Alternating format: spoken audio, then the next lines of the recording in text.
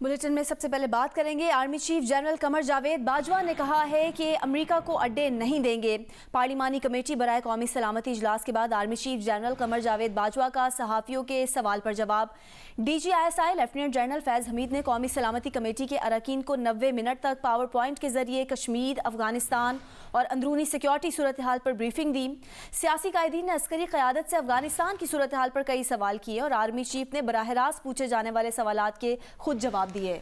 मोहसिन दावड़ ने सबसे ज़्यादा वक्त लिया। स्पीकर के टोकने पर आर्मी चीफ ने कहा कि इन्हें बोलने दें। मोहसिन दावड़ ने अपने इलाके के मसाइल का जिक्र किया तो आर्मी चीफ ने जवाब दिया कि सब मिलकर हल करेंगे। आप हम हैं और हम आप हैं, हम सिर्फ पाकिस्तान का मफाद देख रहे हैं। पार्लियामेंट जो भी फैसला करेगी उस पर अमल किया जाएगा। आर्मी चीफ ने कहा कि पाकिस्तान जो कुछ मुमकिन है कोशिश कर रहा है कि अफगानिस्तान में अमन रहे, पूरी कोशिश कर रहे हैं। अफगानिस्तान में अमन के लिए जो मुमकिन है, जो कुछ कर सकते हैं, कर रहे हैं और करते रहेंगे। इसी पर मजीद बात करेंगे। इस वक्त हमारे साथ टेलीफोन लाइन पे मौजूद हैं सीनियर एंकर और तज्जियाकार शहजाद इकबाल साहब। शहजाद, क्या इस बारे में कोई बात हुई है कि अमेरिका ने पाकिस्तान से फौजी अड्डे मांगे हैं और इस पर क़यादत का जवाब क्या था? देखें, ये बहस कल से दोबारा शुरू हुई है कि क्या फौजी अड्डे मांगे भी गए हैं या नहीं मांगे हैं। जनरल कमर जावेद बाजवा का बयान है या इससे पहले माजी में शाह महमूद कुरैशी साहब बाकायदा ये कह चुके हैं कि उनकी ख्वाहिश थी, लेकिन उनकी ख्वाहिश का ये मतलब नहीं है कि हम वो ख्वाहिश पूरी कर दें। तो पाकिस्तान की पोजीशन ये बड़ी वाज़ेह रही है कि अड्डे मांगे गए थे और अड्डे देने से इनकार कर दिया है। बल्कि आप ये देखें कि वज़ीर आज़म इमरान खान ने जो इंटरनेशनल चैनल्स को या अखबारात को इंटरव्यूज दिए हैं उसमें भी ये बार बार सवाल हुआ है कि क्या पाकिस्तान अड्डे फराम करेगा, और वज़ीर आज़म का दो टोक जवाब था एब्सोल्युटली नॉट। इसके अलावा भी ज़राए से काफ़ी ऐसी खबरें आती रही हैं कि पाकिस्तान से जो अड्डे मांगे गए हैं वो किन शराइत पर हैं और पाकिस्तान ने भी कुछ शराइत रखी हैं, ये भी कुछ अखबारात ने किया है। तो मुझे नहीं पता ये गैर ज़रूरी बहस इस वक्त क्यों शुरू हो गई है कि अड्डे मांगे भी गए हैं या नहीं मांगे हैं। मेरे ख्याल से हुकूमत का, रियासत का मौक़िफ़ तो बड़ा क्लियर है इस पर। जी बिल्कुल, और ये बात वैसे भी फ्लोट की जाती है ताकि मौक़िफ़ लिया जाए और मौक़िफ़ वाज़ेह तौर पर दिया वज़ीर आज़म इमरान खान ने। अच्छा शहजाद, एक बड़ी कंट्रोवर्सी कल से तनकीद भी कर रही है अपोजिशन कि वज़ीर आज़म इमरान खान इस अहम इजलास में शामिल नहीं थे, और अब फवाद चौधरी ने इस पर कहा है कि शहबाज शरीफ ने कहा था अपोजिशन लीडर ने कि अगर वज़ीर आज़म होंगे तो वो वॉकआउट कर जाएंगे। तो ये क्या मामला है सारा? जी, कल मीटिंग के हवाले से भी जरा यही बताते हैं कि बिलाल भुट्टो ज़रदारी ने जब ये सवाल उठाया था तो स्पीकर कौमी असेंबली ने वहां पर ये कहा कि शहबाज शरीफ ने ये शर्त रखी थी कि अगर इमरान खान होंगे, वज़ीर आज़म इमरान खान, तो वो ब्रीफिंग का बाइकआउट करेंगे। अब इसकी बिल्कुल वजह समझ नहीं आती। हुकूमत का मौक़िफ़ तो ये है, लेकिन इसकी वजह समझ नहीं आती कि ऑपोजिशन ये पोजीशन क्यों लेगी। क्योंकि ऑपोजिशन तो एक तरफ से ये मुतालबा कर रही है कि इतनी अहम मीटिंग्स होती हैं जिसमें आप चाहते हैं कि कौमी सलामती के इशूज़ पर इत्तफाक राय कायम हो, पूरी जो सिविल लीडरशिप है वो साथ बैठे, तमाम सियासी जमातें साथ बैठे। तो इस पर ये एतराज़ क्यों होता है ये समझ नहीं आ रहा है, और क्या हुकूमत का मौक़िफ़ इस पर अच्छा शहजाद, इस बात से जोड़ा जा सकता है कि जब बजट पास हो रहा था वो भी बड़ा अहम इजलास था, उसमें भी शहबाज शरीफ गायब थे और वज़ीर आज़म इमरान खान ने खिताब भी किया था। जी, मुझे नहीं पता इसकी वजह क्या है, लेकिन कोई लॉजिक समझ नहीं आती। और मैं यही कह रहा हूँ कि हुकूमत का ये मौक़िफ़ दुरुस्त है या नहीं, इस पर शहबाज शरीफ साहब का पॉइंट ऑफ व्यू आना बड़ा जरूरी है कि क्या उन्होंने ऐसी कोई शर्त रखी थी या नहीं रखी थी।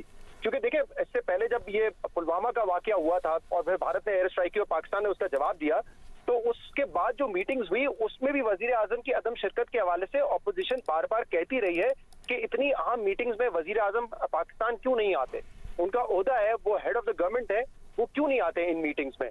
तो मुझे इस बात पर, ये जब तक शहबाज शरीफ साहब इस बात को कंफर्म नहीं करते कि वाकई उन्होंने कोई ऐसी शर्त रखी थी, तब तक हतमी तौर पे नहीं कहा जा सकता। लेकिन हुकूमत का ये मौक़िफ़ है कि ये शर्त जो है शहबाज शरीफ की तरफ से रखी गई थी कि अगर वजीर आजम आएंगे तो वो मीटिंग का बाइकआउट करेंगे। मुझे बहरहाल इसकी लॉजिक नहीं समझ आती, क्योंकि आखिरी दिन आपने देखा होगा जो कौमी असेंबली में वजीर आजम की तकरीर थी, ना उन्होंने अपोजिशन को तनकीद का निशाना बनाया, ना अपोजिशन ने वहाँ पे कोई हल्ला बोला, वो आराम से उनकी तकरीर जो है सुन रहे थे वहाँ पर। तो वो जो माहौल था उसके बाद वजह नहीं समझ आती कि क्यों अपोजिशन इस बात से इनकार करेगी। बहरहाल जहाँ तक वजीर आजम का ताल्लुक है, इतनी अहम मीटिंग जहाँ पे मुल्क की सिविल और मिलिट्री लीडरशिप मौजूद हो, वहाँ पे वजीर आजम को बिल्कुल होना चाहिए। ये कहना कि वजीर आजम को तो ब्रीफिंग्स मिलती रहती हैं एजेंसीज की तरफ से या फौज की तरफ से, वो तो बाखबर है तमाम इशू से। मेरे ख्याल से ये रीजन नहीं हो सकता उनकी अदम शिरकत का। जब तमाम लीडरशिप वहाँ पे मौजूद है तो उनका होना वहाँ पे ज्यादा बेहतर होता। जी बहुत शुक्रिया शहजाद इकबाल, आपने वक्त दिया हमें। ابھی آپ کو بتائیں کہ وفاقی وزیر اطلاعات فواد چودھری نے کہا ہے کہ وزیر اعظم قومی سلامتی اجلاس میں آ رہے تھے، اپوزیشن لیڈر کا اسپیکر کو پیغام گیا کہ وزیر اعظم آئیں گے تو وہ نہیں آئیں گے۔ جیو پاکستان میں گفتگو کرتے ہوئے وزیر اطلاعات کا کہنا تھا کہ دعا اور کوشش ہے کہ افغانستان میں پرامن حکومت قائم ہو۔ کوشش کر رہے ہیں کہ افغانستان میں مذاکرات ہوں، 30 لاکھ افغانی پاکستان میں موجود ہیں، مزید آ گئے تو معاشی بوجھ بڑھ جائے گا۔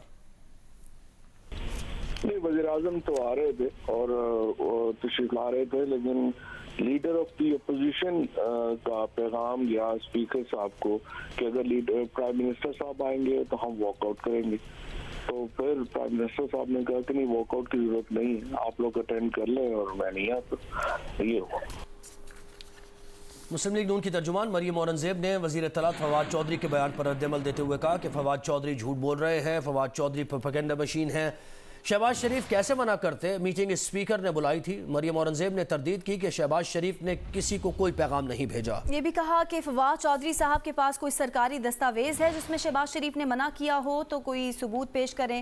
مریم اورنگزیب نے سوال کیا کہ کیا شہباز شریف یا شہباز شریف کے دفتر کی کوئی سرکاری خط و کتابت ہے تو دکھائیں۔ کیا عمران صاحب کورونا کی نیشنل پارلیمانی میٹنگ سے شہباز شریف کے کہنے پر چلے گئے تھے؟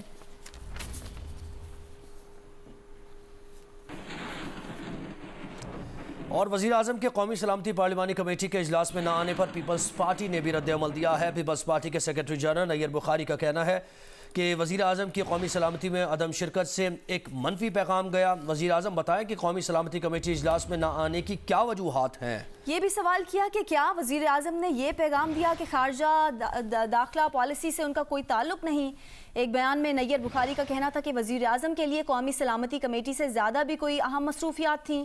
اپوزیشن جماعتوں نے اجلاس میں جا کر سنجیدگی کا مظاہرہ کیا اور اپنا موقف رکھا۔ وزیر اعظم خود اپوزیشن کو دیوار سے لگا کر نفرتیں پیدا کرنا چاہتے ہیں۔ وزیر اعظم کے نمائندہ خصوصی علامہ طاہر اشرفی لاہور میں تقریب سے خطاب کر رہے ہیں۔ مذہب کی بنیاد پر نشانہ نہیں بنا، یہ ایک بڑی کامیابی ہے الحمدللہ۔ ہم اس کو آگے لے کے جانا چاہتے ہیں اور یہ بھی بار بار میں کہہ رہا ہوں کہ اگر کوئی سمجھتا ہے کہ توہین مذہب کا قانون یا توہین رسالت کا قانون کسی نے اپنے مقاصد کے لیے، ذاتی مقاصد کے لیے استعمال کیا ہے تو وہ ہمیں آگاہ کرے، ہم مکمل تحقیق کروائیں گے اور کسی کے ساتھ زیادتی نہیں ہونے دیں گے۔ میری یہ چند گزارشات تھی۔ آج اس مہم کے آغاز پر میں اپنے تمام ساتھیوں کو میں چاہوں گا کہ یہ ہمارے میڈیا کے دوست، ان تمام ساتھیوں کو بھی، چونکہ وہ آپ کا فوکس خالی ایک دو افراد پہ ہوتا ہے، یہ بھی قوم دیکھے کہ کس طرح ہم سب یہاں جمع ہیں۔ وزیر اعظم کے نمائندہ خصوصی علامہ طاہر اشرفی لاہور میں تقریب سے خطاب کر رہے تھے۔ لاہور ہائی کورٹ نے کل عدم تحریک لبیک کے سربراہ سعد رضوی کی نظر بندی میں توسیع کی استدعا مسترد کر دی۔ لاہور ہائی کورٹ کے 3 رکنی نظر ثانی بورڈ نے سعد رضوی کی نظر بندی میں توسیع کی استدعا پر فیصلہ سنا دیا۔ پولیس سعد رضوی کو لے کر ہائی کورٹ سے روانہ ہو گئی۔